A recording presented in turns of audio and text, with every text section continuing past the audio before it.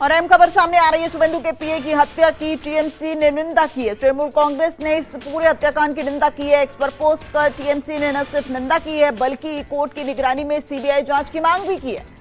TMC ने कहा ये जो हत्या हुई वो बेहद चिंता का विषय है और कोर्ट की निगरानी में सीबीआई जांच होनी चाहिए। आपको बता दें, पश्चिम बंगाल में देर रात लगभग 11:30 बजे की घटना है जब शुभेंदु अधिकारी, जो कि बीजेपी के सबसे पश्चिम बंगाल के दमदार चेहरे माने जाते हैं, अगले सीएम के तौर पर सबसे मजबूत दावेदार माने जा रहे थे। और आज 8 मई यानी कि आज केंद्रीय गृह मंत्री, जो कि पश्चिम बंगाल के पर्यवेक्षक भी बनाए गए हैं, अमित शाह, उनका कोलकाता दौरा होना है। आज बीजेपी विधायक दल की बैठक होनी है और माना जा रहा था कि इस विधायक दल की बैठक में शुभेंदु अधिकारी वो चेहरा होंगे जो कि विधायक दल का नेता चुना जाएगा और जो विधायक दल का नेता होता है वो ही राज्य का मुख्यमंत्री भी होता है। लेकिन उससे पहले देखिए, शुभेंदु अधिकारी के पीए को निशाना बनाया गया, उनकी गाड़ी रोककर चंद्रनाथ की हत्या की गई। ये व्हाइट स्कॉर्पियो, इसी गाड़ी में चंद्रनाथ रथ सवार थे। मध्यग्राम की ये पूरी घटना, मध्यग्राम में चंद्रनाथ रथ जैसे ही इस व्हाइट स्कॉर्पियो में सवार हुए, उस वक्त उनकी गाड़ी को रोका गया और उसके बाद बाइक सवार जो हमलावर थे उन्होंने 4 राउंड की फायरिंग की। एक के बाद एक 4 गोलियां दागी गई और ये चंद्रनाथ रथ को लगी। सीने में चंद्रनाथ रथ को गोली लगी, उस वजह से उनकी मौके पर ही मौत हो गई। आपको बता दें, इस पूरी घटना में चंद्रनाथ रथ की मौत हुई है, साथ ही जो ड्राइवर थे उनकी भी हालत गंभीर बताई जा रही।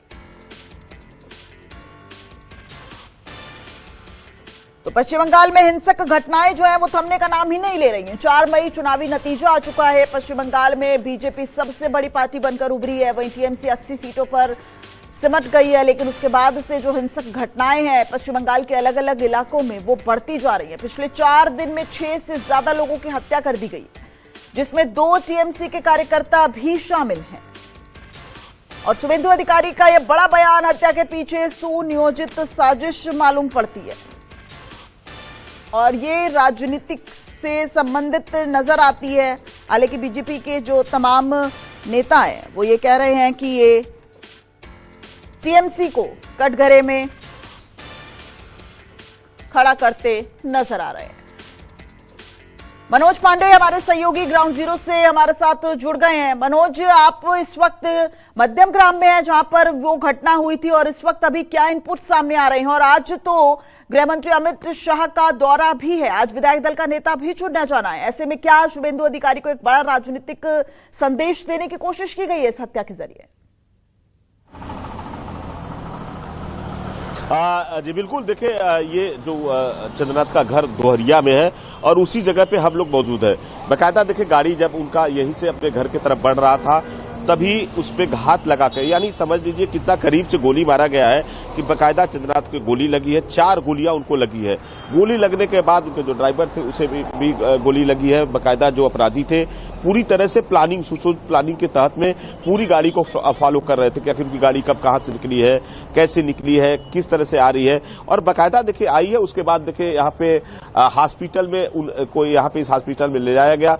हॉस्पिटल में लाने के बाद यहाँ पे डॉक्टरों ने उन्हें मृत घोषित किया। देखिए, फॉरेंसिक की टीम कुछ देर पहले यहाँ पे आई थी, पूरा नमूना संग्रह करके लेके गई है। यानी अब लगातार देखिए कि पश्चिम बंगाल में जिस बात को बीजेपी उठा रही थी कि पश्चिम बंगाल में कानून व्यवस्था कहीं न कहीं सही नहीं है, महिलाएं सुरक्षित नहीं है, यहाँ के लोग, आम लोग नहीं सुरक्षित है। देखिए, सीधा अब इस बात को लेके बीजेपी टीएमसी के ऊपर में कर रही है कि टीएमसी के तरफ से, टीएमसी के जो नेता है, टीएमसी अभिषेक बनर्जी के सीधा आरोप लगा रही है कि उनके इशारे पे ये सब सुजोग जैसे करके जो टीएमसी के जो कार्यकर्ता है उनका मनोबल बढ़ा है। और बाकायदा देखिए शुभेंदु अधिकारी के पीए, शुभेंदु अधिकारी देखिए बीजेपी के सबसे बड़े चेहरे हैं, लगातार ममता बनर्जी को, अभिषेक बनर्जी को, टीएमसी पार्टी के ऊपर में हमले बोलते आ रहे हैं। और देखिए अब बीजेपी पार्टी पश्चिम बंगाल में पूरी तरह से सत्ता में आई है और आने के बाद हिंसा की गतिविधियां किस तरह से बढ़ चुकी है। देखिए टीएमसी पार्टियों पे हमला हो रहा है, लगातार टीएमसी पार्टी को आग के हवाले किया जा रहा है, तोड़ा जा रहा है। न्यू मार्केट का हो, कोलकाता हो, बारासात हो, हुगली हो, हावड़ा हो, तो इन सब चीजों को लेकर यहाँ पे कल जिस तरह से समीप भट्टाचार्य ने कहा था कि ये टीएमसी के ही आपस में गुटबाजी है, बीजेपी के लोग यदि करते हैं तो उनके ऊपर कड़ी कार्रवाई किया जाएगा। कोलकाता पुलिस ने देखिए, पुलिस कमिश्नर सामने आए, उन्होंने प्रेस कॉन्फ्रेंस करके बकायदा कहा कि इस तरह के अपराधों को कहीं न कहीं अपराधियों को बख्शा नहीं जाएगा, जो अपराध करते हैं उनके ऊपर सख्ती से कार्रवाई किया जाएगा। करीबन 500 से ज्यादा इन हिंसा की गतिविधियों में लोगों की गिरफ्तारी हो चुकी है, आपको बता दें। उसके बाद भी चुनाव आयोग ने भी सख्ती से कहा था कि पश्चिम बंगाल में जो लोग हैं हिंसा न हो, यहाँ पे उस पर पुलिस को कार्रवाई करने को लिए कहा था। लेकिन उनके बावजूद भी देखिए किस तरह से ये दिखा सकते हैं कि देखिए एयरपोर्ट से जो ये रास्ता है ये दोहरिया से होते हुए मध्यम ग्राम बारासात सीधा चला जाता है। यानी अपराधियों का किस तरह से हौसला बुलंद था।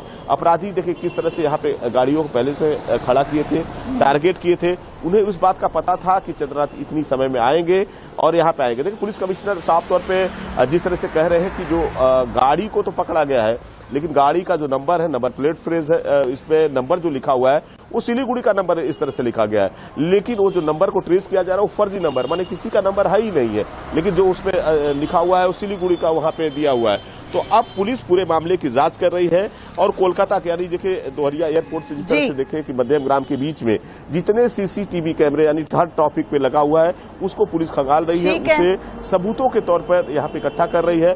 फॉरेंसिक टीम यहाँ से नमूने संग्रह करके गई है। अब कुछ ही देर में 12 से उनकी डेड बॉडी को उनके घर पे यहाँ पे लाया जाएगा। जी ठीक है, बहुत शुक्रिया मनोज, इस पूरी जानकारी के लिए। आप नजर बनाए रखिए, आगे भी आपसे अपडेट लेते रहेंगे, लेकिन फिलहाल आपका इस पूरी अपडेट के लिए बहुत बहुत शुक्रिया।